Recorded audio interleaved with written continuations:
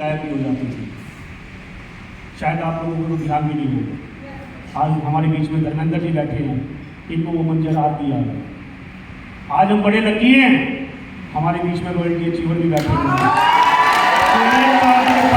Royalty प्राप्त कर रहे हैं कंपनी से। हमारे बीच में 13th level achiever mister Subhash Dhingra ji भी बैठे हैं। हमारे बीच में 12th लेवल अचीवर भाई मीनू जी, 11th लेवल अचीवर पता नहीं कितने बैठे हैं, 10th लेवल अचीवर कितने बैठे हैं। एक छोटी सी गुड़िया 10th लेवल अचीवर बहुत जल्दी 11th लेवल ब्रेक करने वाली है। बहानों की लिस्ट नहीं है, क्योंकि अचीवमेंट जब रुकती है जब हमारे पास बहानों की लिस्ट लंबी चौड़ी होती है। मैं नहीं कर सकता, मेरे बस की नहीं है, मेरा काम नहीं है, मेरा स्टेटस नहीं है फाइल उठाने का। अगर हम बहानों की लिस्ट को एक तरफ रख दें तो कामयाबी हमारे मन कदम चुनेगी दोस्तों। बहाने तो धर्मेंद्र जी के पास भी थे, बहाने तो सुभाष ढींगरा जी के पास भी थे कि मेरी उम्र हो चुकी है, इस उम्र में मैं भागा दौड़ी नहीं कर सकता। मगर इन्होंने अपनी उम्र को अपने ऊपर हैवी नहीं होने दिया, अपने गोल को निर्धारित किया कि मुझे कंपनी का ये जो लेवल है, कितने ही लेवल बनाए कंपनी, मुझे सारे अचीव करने। आज मुझे यकीन है, आज 180 लोगों में से अगर 15% भी उस मकसद में कामयाब हो जाते हैं तो हम समझेंगे जो कंपनी ने विजन लिया है 2030 का, उसमें एक नहीं पता नहीं कितने रॉयल्टी अचीवर होंगे। आज वही मंजर दोबारा आ गया है। जब कंपनी का सेलिब्रेशन होता था और हॉल थूकम थूक भरा होता था, पैर रखने की जगह नहीं होती थी, और पब्लिक जितनी हॉल के अंदर है उससे कहीं ज्यादा हॉल के बाहर होती थी दोस्तों। आज वही मंजर दोबारा लौट आया है।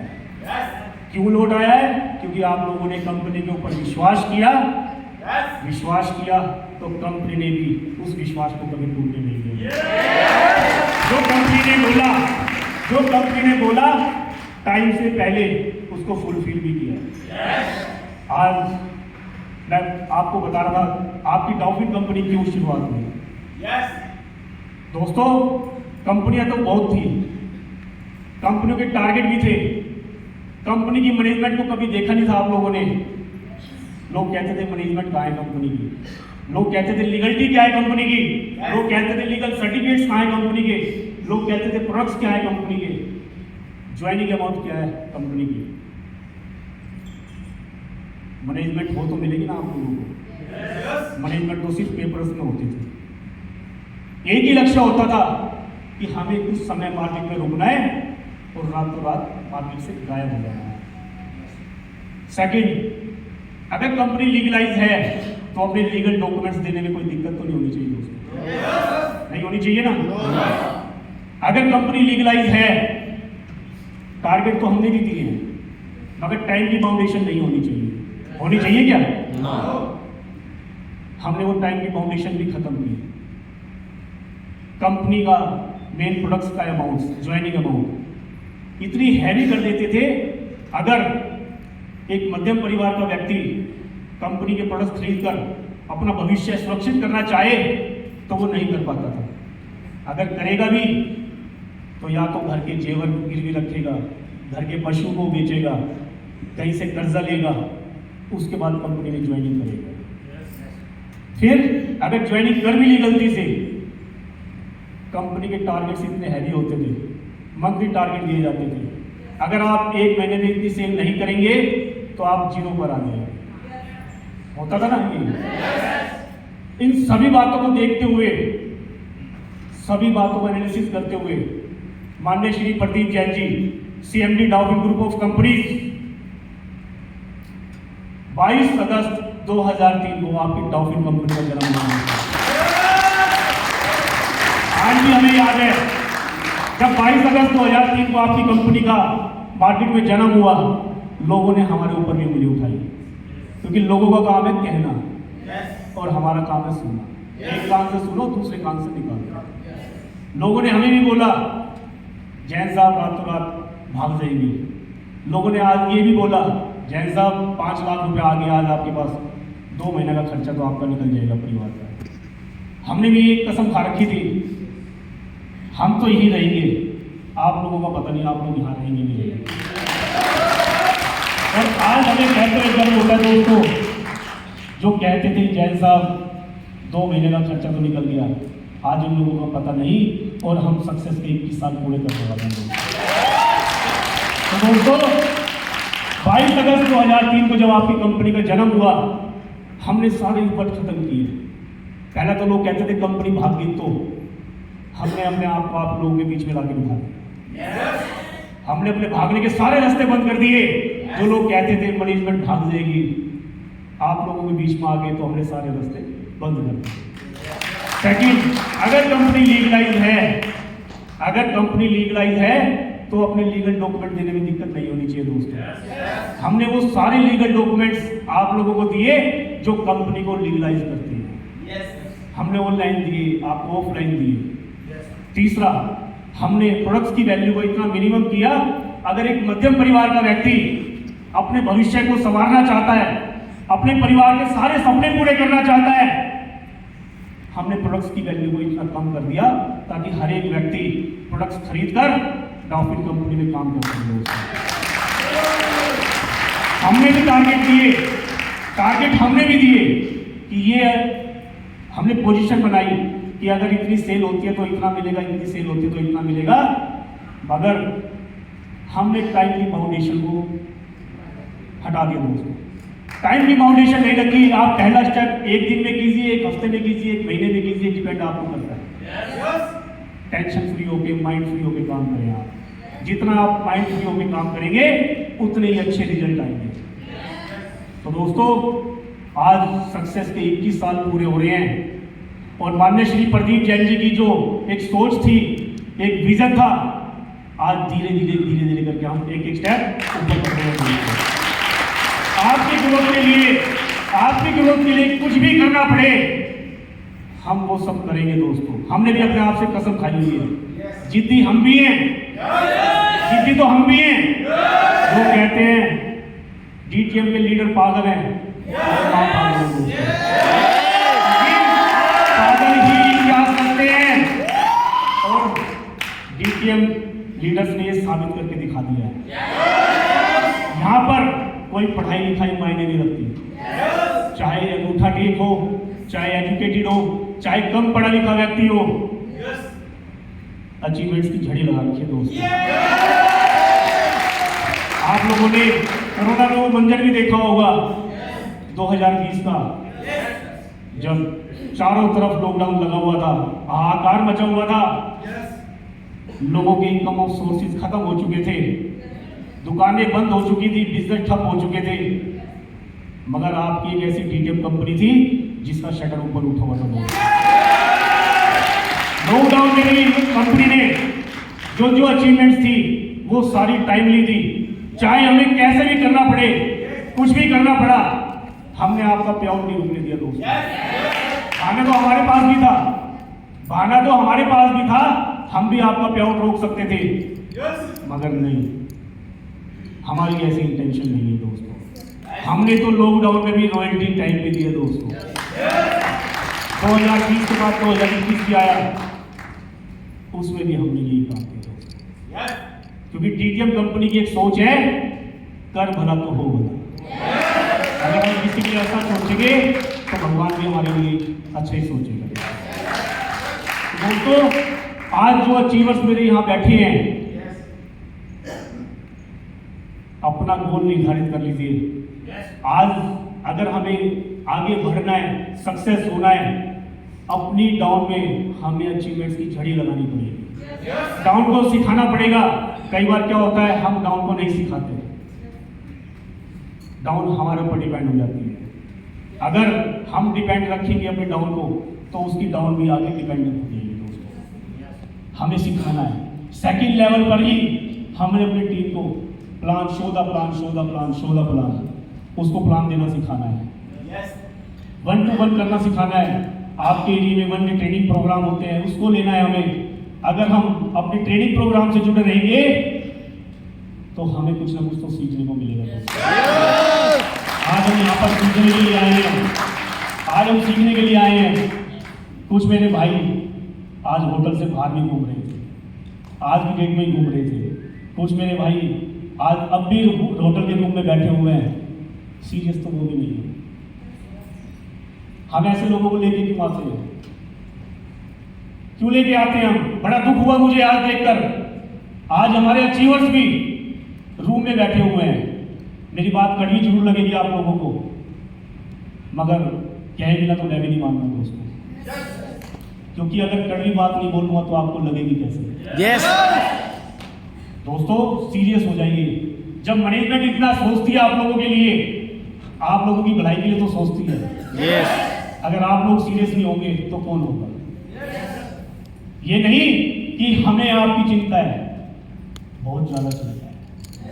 हम आप लोगों को अपना परिवार का हिस्सा मानते हैं।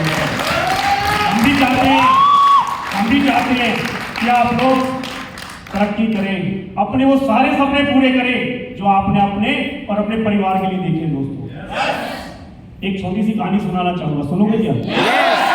भाई क्योंकि आज मेरे काफी भाई बहन पहली बार आए हैं। यस सिखा दो, पक्की बात। काफी भाई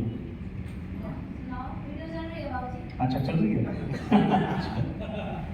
ये बड़ी शैतान लड़की है, इसके लिए एक बार जोरदार ताली हो जाए। एक बार एक सेठ के यहाँ एक नौकर काम करता था। सेठ के यहाँ एक व्यक्ति काम करता था, नौकरी करता था। तो सेठ जी उसको पूरे दिन की मेहनताना के बदले 5 रोटी का आटा देते थे। कितनी रोटी का? 5 रोटी का आटा देते थे।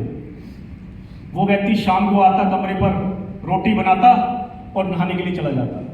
ये दिनचर्या डेली की थी उसकी। दोस्तों, एक दिन वो 5 रोटी बनाकर नहाने के लिए गया तो आगे क्या देखता है? एक रोटी उसमें से गायब है।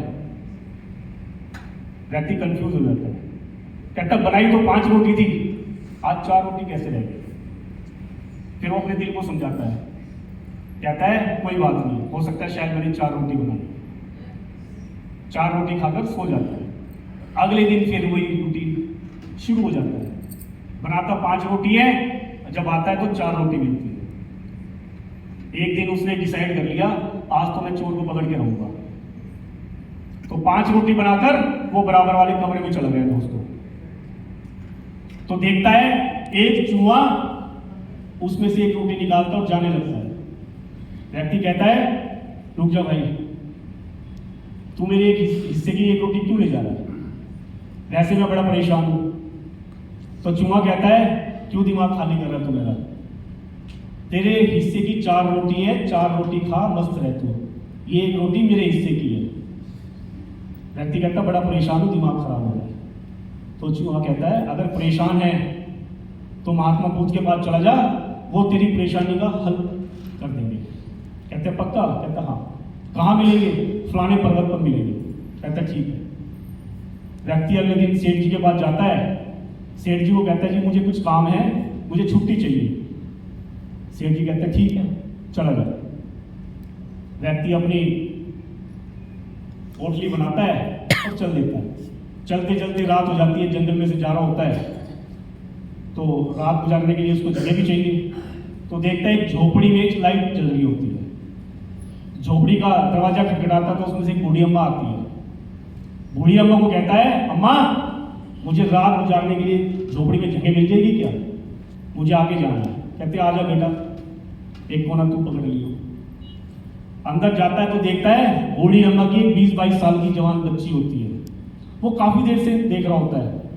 वो बच्ची ना तो किसी को बोल रही है, ना सुन रही है, ना कुछ कह रही है। चलो वो सो जाता है रात को। अगले दिन सुबह जब वो जाने लगता है तो अम्मा कहती है बेटा कहाँ जा रहा है? कहता है अम्मा बड़ा परेशान हूं, महात्मा जी के पास जा रहा हूं अपनी प्रॉब्लम का सोल्यूशन लेने के लिए। कहते बेटा एक प्रॉब्लम मेरी भी है, समस्या मेरी भी है, उसका भी सोल्यूशन पूछ लियो। कहता क्या? मेरी ये 20-22 साल की जवान लड़की हो गई है, जब से ये पैदा हुई है ना बोलती है ना किसी से बात करती है। तो महात्मा जी से इस समस्या का समाधान भी पूछ लेना कि ऐसा क्या उपाय करूं जिससे बोलना और सुनने लग जाए। कहता जी ठीक है। आगे जाता है, एक बड़ी नदी मिलती है जिसका बहाव बड़ा तेज होता है। अब उसको पार कैसे करें? तो देखता है एक बड़ा कछुआ किनारे पर बैठा होता है। तो कछुए को कहता है, हे भाई मुझे नदी क्रॉस करवा दोगे क्या? कहता बैठ मेरी पीठ पर। कछुआ पीठ में बिठाता है और नदी क्रॉस उसको करवा देता है। जब नदी क्रॉस हो जाती है तो कछुआ कहता है, भाई तू कहाँ जा रहा है? कहता है, भाई महात्मा जी के पास जा रहा हूं, परेशान हूं, समस्या का समाधान पूछने जा रहा हूं। कहते एक समस्या मेरी भी है। कहता पूछ। भाई 1000 साल हो गए मेरे को इस योनि में, कछुए की योनि में, मुक्ति चाहता हूं, तो महात्मा जी से उसका भी उपाय पूछ लेना। कहता ठीक है। आगे चल देता है तो एक ऊंचा पर्वत दिखाई देता है उसको। अब पहाड़ कैसे क्रॉस करे? तो देखता है पहाड़ की चोटी पर एक महात्मा जी बैठे होते हैं। महात्मा को कहता है, महात्मा जी मुझे पहाड़ क्रॉस करवा दो। कहते हैं ले जादू की छड़ी पकड़, ऊपर आ जाता है। ऊपर आ जाता है, जाने लगता है। तो महात्मा कहते हैं कहाँ जा रहा है? कहते हैं महात्मा जी परेशान हूँ, समस्या का समाधान पूछने जा रहा हूं। कहते हैं भाई मेरी भी एक समस्या है। जी पूछो, आपकी क्या समस्या? 800 साल हो गए मुझे इस योनि में, महात्मा जी से मेरी मुक्ति का समाधान पूछ लेना। कहते जी ठीक। अब वो महात्मा जी के पास चला जाता है। समस्या कितनी होगी? 3? 4 कैसे होगी? 3।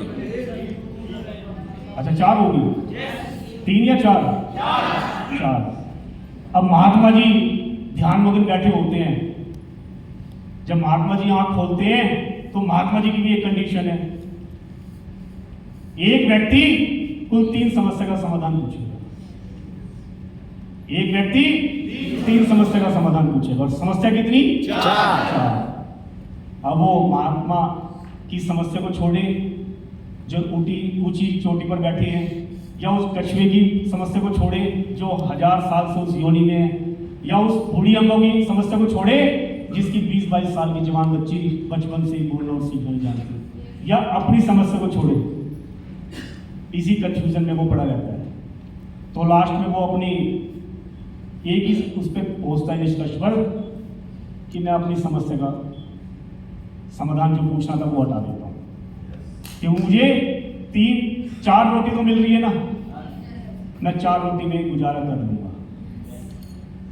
पहले पूछता है वो ऋषि की समस्या का समाधान कि महात्मा जी ऋषि है, 800 साल से योनि में है, मुक्ति चाहते हैं। कहते बस? कहते हाँ जी। उस ऋषि को बोलो अपनी जादू की छड़ी का त्याग कर दे, मुक्ति मिल जाएगी। कहते जी ठीक है। अब कछुए का नंबर आता है। कहता महात्मा जी कछुआ है, 1000 साल से योनि में है, मुक्ति चाहता है। कहते कोई बात नहीं, कछुए को बोलो अपने कवच का त्याग कर दे, मुक्ति मिल जाएगी। कहते जी ठीक है। अब आती है बूढ़ी अम्मा की प्रॉब्लम।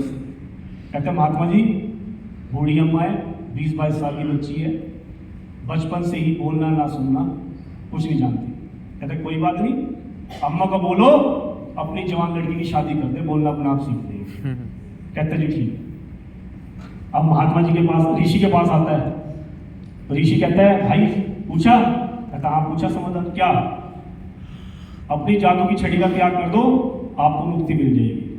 कहता पक्का? कहता हाँ।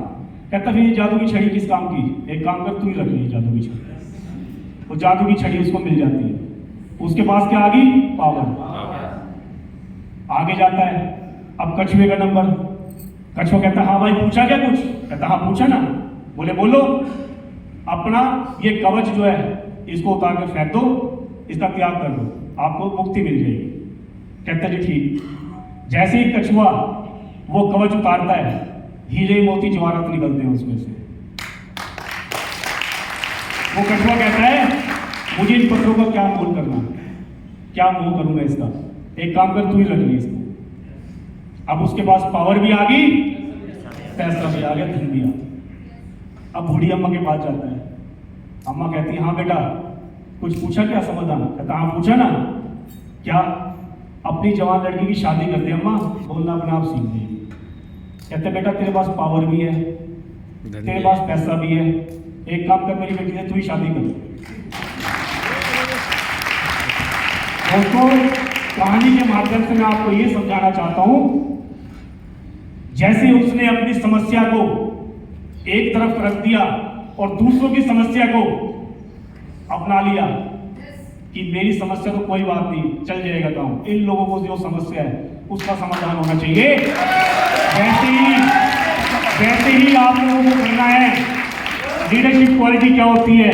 यही तो होती है कि मेरा लेवल हो ना हो, मेरी टीम के लेवल नहीं रुकने चाहिए। अपनी टीम में अचीवमेंट्स की झड़ी इतनी लगा दो, टीम भी सोचने और समझने की शक्ति खो दे दोस्तों, ये हो क्या है। और आज तो अब तो एक बढ़िया काम हो गया, सिंगल आईडी के ऊपर भी आप लोगों को पे आउट दे दिया। आज हिंदुस्तान में एक कंपनी का नाम बता दीजिए, एक कंपनी का नाम बता दीजिए जो आपको सिंगल सेल पे भी आपको इंसेंटिव देती हो दोस्तों। आपकी डीटीएम कंपनी देती है। और ये तो अभी शुरुआत है। सीएमडी साहब के खजाने में तो बहुत कुछ है, अभी तो उनके पिता में बहुत कुछ है, पता नहीं क्या से क्या मिल जाएगा। डीटीएम वो समुद्र है, डिपेंड आपके ऊपर करता है।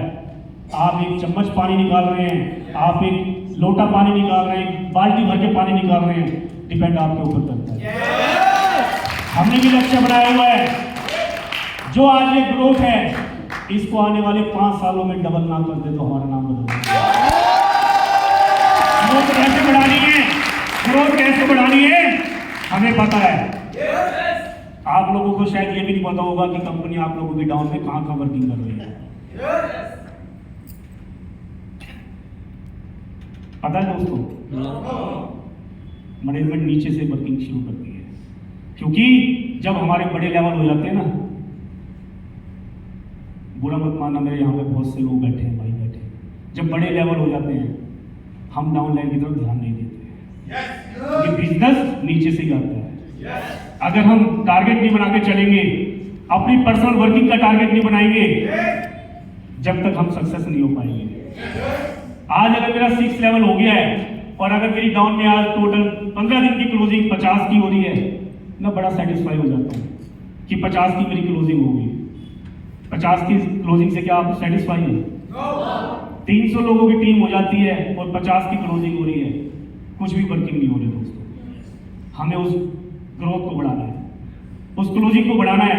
अगर हम खुद से अपने आप से कमिटमेंट कर लें कि मुझे आज अपनी पर्सनल वर्किंग से इतनी आईडी निकालनी है, आप ग्रोथ देखिए कितनी जबरदस्त होती है। जब तक आप टारगेट डिसाइड नहीं करेंगे तब तक कुछ नहीं हो पाएगा। हमें टारगेट को डिसाइड करना है, हमें वो गोल अचीव करना है जो कंपनी ने हमारे लिए डिसाइड किया दोस्तों। आज हमारे 4th लेवल से लेकर 14th पोजीशन तक की आज लीडर बैठे हैं दोस्तों आपके बीच में। आज वो लोग जो कामयाब हैं ऐसे कामयाब नहीं हो गए, उन्होंने भी मेहनत की है तो आज वो इस पोजीशन पर बैठे हैं। अहम और वहम कभी मत पालना दोस्तों। अगर जिस दिन आप लोगों ने ये अहम और वहम अपने मन में पाल लिया, आप कभी भी आगे नहीं बढ़ पाएंगे। तो दोस्तों, मैं यही कहना चाहूंगा आप लोगों को, आज आप यहां सीखने के लिए आए हैं, सीरियस होके सीखिए और यहां से जाने के बाद अपने आप से ही प्रॉमिस कर लेना कि मैं जब तक अगली एलटीपी में नहीं आऊंगा, जब तक मैं अगली अपनी पोजीशन क्लियर ना करूंगा। दोस्तों, कहते हुए खुशी हो रही है, आज तो आपको नेशनल टूर मिल रहा है, अगले साल आपको इंटरनेशनल टूर भी देंगे दोस्तों। शुरुआत कर दी हमने भी, शुरुआत करती है, मगर उसमें तो जो डिजर्व करेगा वही जाएगा, जो कमरे में बैठेगा वो नहीं जाएगा दोस्तों, जो सीरियस होगा वही लेके जाएंगे दोस्तों। जरूरत तो बढ़ानी है ना। आप लोगों की अचीवमेंट कैसे होगी? बढ़ेगी। काम से कैसे काम करोगे? सिस्टम से काम करेंगे, सिस्टम से प्लग हो जाइए, सिस्टम आपको अडॉप्ट कर लेगा। तो दोस्तों, अपनी इन्हीं वाणी को मैं विराम दूंगा और यही आशा करूंगा कि आप जिस मकसद से आज यहाँ पर आए हैं उस मकसद को जरूर हासिल करके जाइए। DTM, enjoy DTM and promote DTM.